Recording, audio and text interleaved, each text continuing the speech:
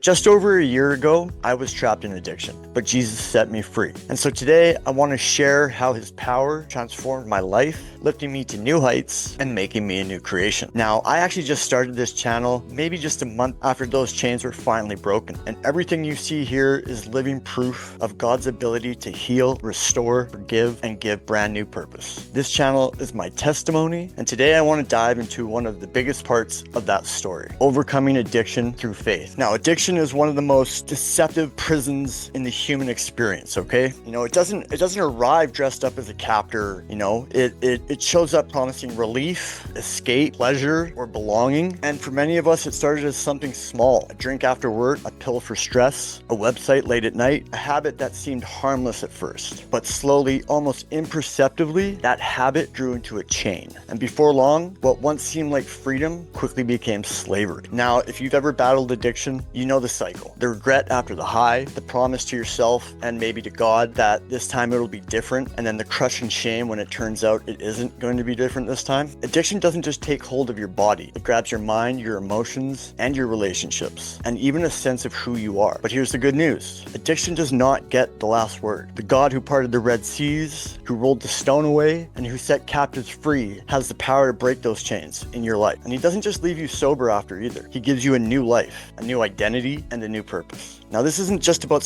quitting something destructive, okay? It's about being transformed from the inside out. Jesus Christ doesn't just say, no, stop doing that. He says, come, follow me, and I will give you rest. I will make you new. So let's get into this topic, okay? Let's talk about addiction in the light of Scripture. The Bible may not use the word addiction like maybe we do today, but it does speak directly to the struggles of bondage, slavery, and destructive desires. For example, Paul wrote in Romans 7:19, "For I do not do the good I want to do, but the evil I do not want to do, this I keep doing." Does that sound sort of familiar? Like, Paul captures the very cycle of addiction with this verse, wanting freedom but feeling trapped by destructive behaviors. And yet a few verses later, he declares the source of hope. In Romans 7:24 and 25, "What a wretched man am I! Who will rescue me from this body that is subject to death? Thanks be to God who delivers me through Jesus Christ our Lord." So this is the pivot, recognizing that we cannot break free on our own, but realizing that Christ has already provided you a way out. Jesus himself described this truth perfectly in John 8:34 and 35. "Very truly I tell you, everyone who sins is a slave to sin. Now a slave has no permanent place in the family, whereas a son belongs to it forever. So if the son sets you free, you will be free indeed." Freedom isn't just about breaking a bad habit. It's about being brought into the family of God. Addiction tells you you're worthless. Jesus tells you you're his child. Addiction says you'll never change. Jesus says, if anyone is in Christ, the new creation has come. The old has gone. The new is here. So why willpower alone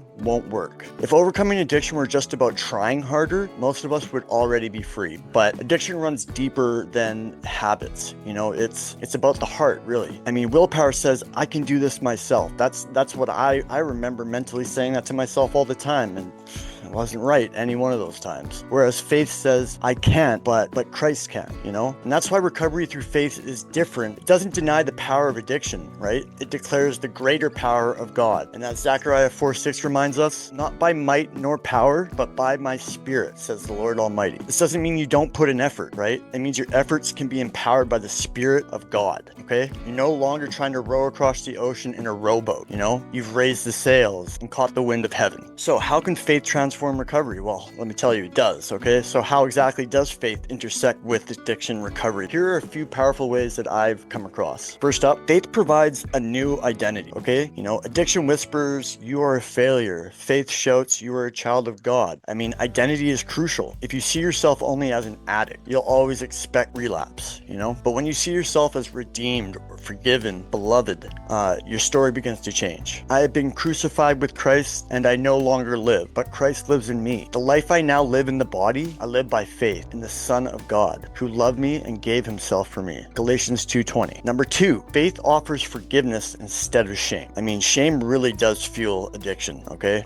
Every mistake makes you want to numb yourself even more. But the cross interrupts that cycle, right? In Christ, failure isn't final, okay? Just a bump in the road. As far as from the east is from the west, so far has he removed our transgressions from us. Psalm 103:12. Number 3, key. Faith gives strength in temptation. 1 Corinthians 10:13 promises, no temptation has overtaken you except what is common to mankind. And God is faithful. He will not let you be tempted beyond what you can bear. But when you are tempted, He will also provide a way out so that you can endure it. God doesn't just tell you don't fall, He provides the escape route, right? Number 4, faith also invites community. Addiction thrives in secrecy, right? And healing thrives in community as well. So James 5:16 says, therefore confess your sins to each other and pray for each other so that you may be healed. Now the church isn't a country club for the perfect, okay? It's a hospital for the broken. A faith-driven community is where chains start to shatter. So embrace community. Number 5, faith transforms pain into purpose. Every scar can become a testimony. What the enemy meant for harm, God can use for good. Recovery isn't just about being free, okay? It's about becoming a witness to others who are still bound. So here's some practical steps for walking out your freedom in Christ. Faith is the foundation, okay? But freedom also involves daily practices, right? That enforce your new life, right? Here's some spirit-led strategies that you can use daily. Now, obviously, prayer as a weapon,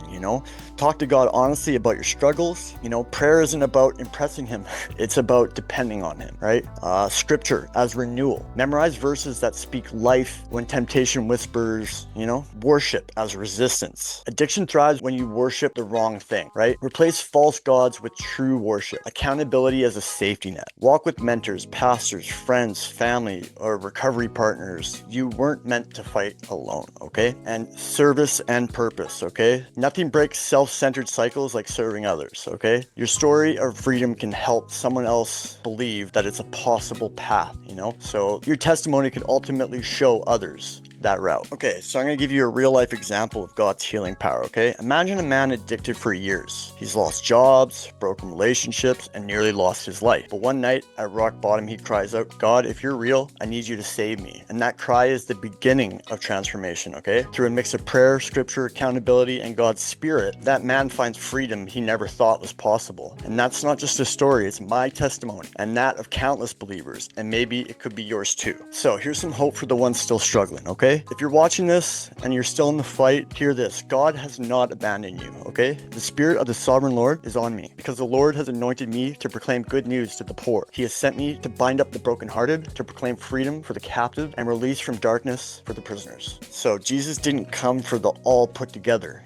people. He came for the broken. So addiction may feel like a life sentence, but in Christ, the prison's doors are already unlocked for you. So how do we turn our chains to a testimony? Well, to conclude today, overcoming addiction through faith isn't a self-help strategy, okay? It's a surrender. It's laying your brokenness at the feet of Jesus and trusting Him to do what you cannot. Addiction says you'll never change. Jesus says, I make all things new. Addiction says, you're too far gone. Jesus says, you're mine. Freedom in Christ isn't about being clean and sober, okay? It's about living a new creation filled with hope, restored in purpose, and anchored in grace. If you're ready to move from addiction to freedom, the invitation's open, right? The one who sets captives free is calling your name. Anyways, thanks a lot for watching. God bless. Be peace.